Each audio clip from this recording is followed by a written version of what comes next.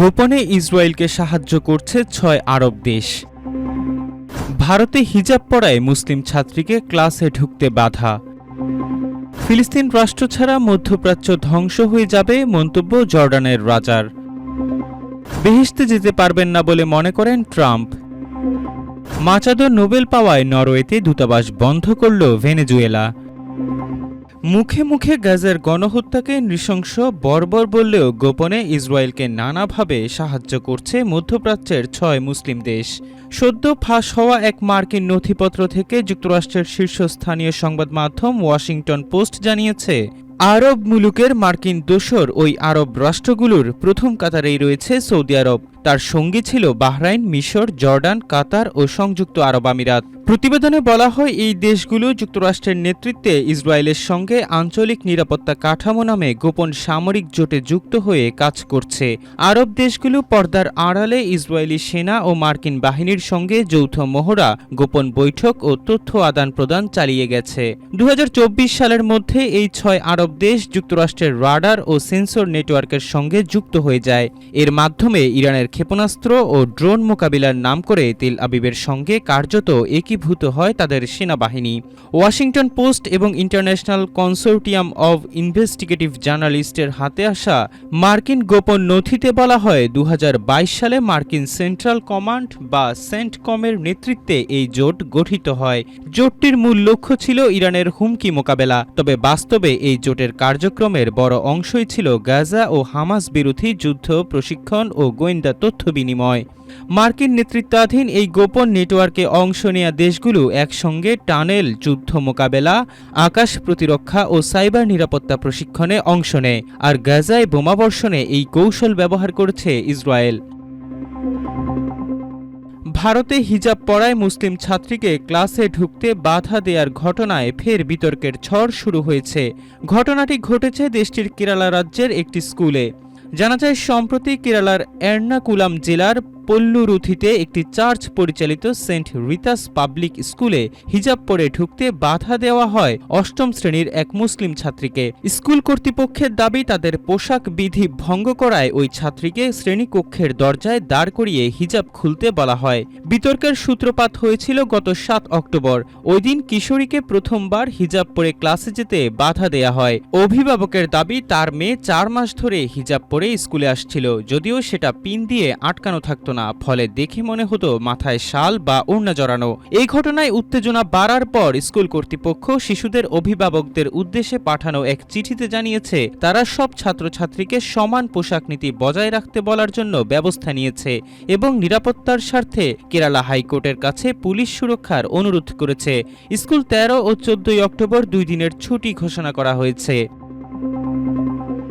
ফিলিস্তিন রাষ্ট্র প্রতিষ্ঠার দিকে না গেলে মধ্যপ্রাচ্য ধ্বংসের পথে এগিয়ে যাবে বলে সতর্কবার্তা দিয়েছেন জর্ডানের রাজা দ্বিতীয় আবদুল্লাহ। ব্রিটিশ সংবাদ মাধ্যম বিবিসিকে দেয়া এক সাক্ষাৎকারে তিনি এই হুঁশিয়ারি উচ্চারণ করেন।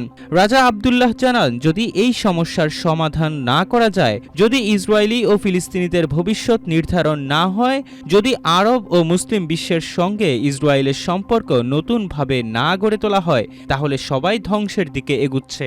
জর্ডানের রাজা জানান, অতীতে বহুবার শান্তি চেষ্টা ব্যর্থ হয়েছে।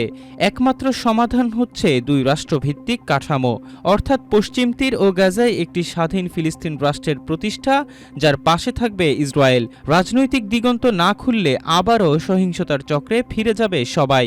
ইসরায়েল সরকার বারবার ২ রাষ্ট্র সমাধান প্রত্যাখ্যান করেছে।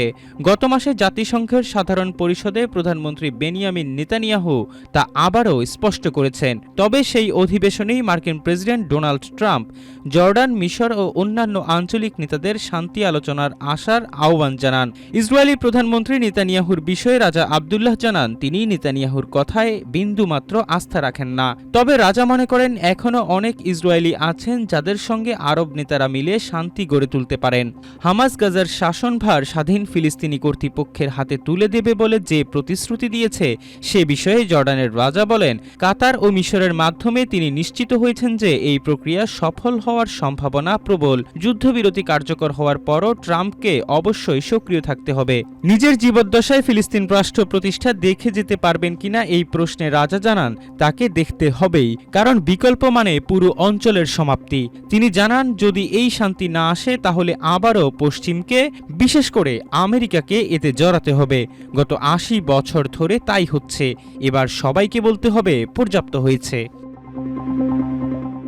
মার্কিন প্রেসিডেন্ট ডোনাল্ড ট্রাম্প বলেছেন, স্বর্গে যাওয়ার মতো তিনি কিছু করেননি। সোমবার ইসরায়েল যাওয়ার সময় এয়ারফোর্স ওয়ানে সাংবাদিকদের সঙ্গে আলাপকালে তিনি কথা বলেন। ফক্স নিউজের সাংবাদিক পিটার ডুসির এক প্রশ্নের জবাবে ট্রাম্প জানান, তিনি এমন কিছু করেননি যা তাকে স্বর্গে নিয়ে যাবে। তার মনে হয় তিনি স্বর্গগামী নন। এরপর মজা করে ট্রাম্প আরও বলেন, তিনি এখন এয়ারফোর্স ওয়ানে আছেন, হয়তো এটাই তার স্বর্গ।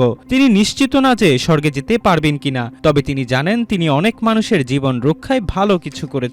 ট্রাম্প এরপর অভিযোগ করে বলেন, ২০২০ সালের নির্বাচন যদি কারচুপির না হতো তাহলে জো বাইডেনের জায়গায় তিনি হোয়াইট হাউসে থাকতেন, আর তিনি থাকলে রুশ প্রেসিডেন্ট ভ্লাদিমির পুতিন ইউক্রেনে হামলা চালাতে পারতেন না। সেটিও হতো আরেকটি বড় সংঘাতের সমাপ্তি। ট্রাম্প জানান, বাইডেন প্রশাসন ছিল অদক্ষ, একজন অযোগ্য প্রেসিডেন্ট দেশ চালিয়েছেন, আর সেই জালিয়াত নির্বাচনের কারণেই লাখ লাখ মানুষ মারা গেছে।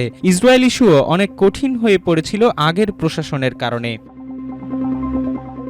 অসলোতে ভেনেজুয়েলার বিরোধী দলীয় নেত্রী মারিয়া করিনা মাচাদোকে নোবেল শান্তি পুরস্কারে বিজয়ী ঘোষণা করার কয়েকদিন পরেই ভেনেজুয়েলা জানিয়েছিল যে তারা নরওয়েতে তাদের দূতাবাস বন্ধ করে দেবে। নরওয়ের পররাষ্ট্র মন্ত্রণালয়ের একজন মুখপাত্র সংবাদ সংস্থা রয়টার্সকে জানিয়েছেন, সোমবার ভেনেজুয়েলার দূতাবাস তাদের দরজা বন্ধ করার কোনো কারণ জানায়নি। নরওয়েজিয়ান মুখপাত্র জানান, এটা দুঃখজনক।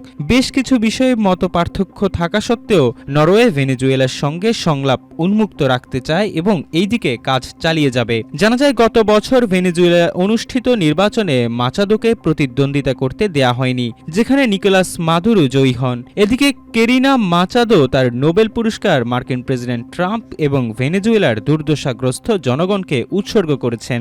নরওয়ের পাশাপাশি অস্ট্রেলিয়ায়ও নিজেদের দূতাবাস বন্ধ করে দেওয়ার সিদ্ধান্ত নিয়েছে ভেনেজুয়েলা। যদিও যুক্তরাষ্ট্রের মিত্র হিসেবে পরিচিত নরওয়ে কিংবা অস্ট্রেলিয়ায় ভেনেজুয়েলার কোনো দূতাবাস নেই। কলম্বিয়ায় তাদের দূতাবাস কনসুলার পরিষেবা পরিচালনা করে। এর আগে ওয়াশিংটনের বিরুদ্ধে ভেনেজুয়েলার শাসন ব্যবস্থা পরিবর্তনের চেষ্টা করার অভিযোগ এনেছেন মাদুরো। জাতিসংঘের নিরাপত্তা পরিষদকে ব্যবস্থা নেয়ারও আহ্বান জানিয়েছেন তিনি।